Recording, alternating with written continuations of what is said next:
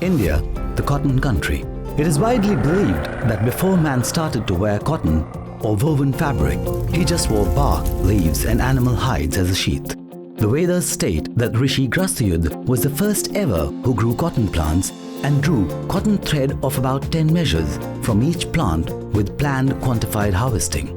The Greek historian Herodotus in 400 BCE writes in his book Historia, referring to the cotton plants grown in India. He wrote, "In India, there are plants that produce sheep's wool." While in India, commoners wore cotton cloth. In Europe, around the 1st century BCE, it was seen as a luxury item. The rich of Europe wore cotton clothes as only they could afford them. For cotton cloth was imported from India.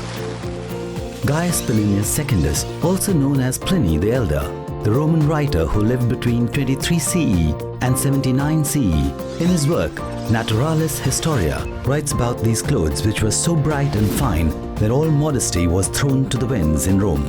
Around 1500 CE, addiction to Indian textiles could continue to be seen as Indienne in France, Italy, Netherlands, Spain and Germany. So much so that in Marseille of France, Frederick William I banned Indienne in 1580 CE. This ban was a European Swadeshi movement of the 1580s. Despite all these bans, in the Dutch East India Company records of the year 1680, we find that one of the major exports from the old ports of Coromandel, Machilipatnam in Andhra Pradesh in India, was cotton. The very word muslin comes from Masuli, from the name Masulipatnam for the port in the Coromandel coast, from where cotton was exported to Europe and elsewhere. This port is still a vibrant town in India, alternatively called Machilipatnam.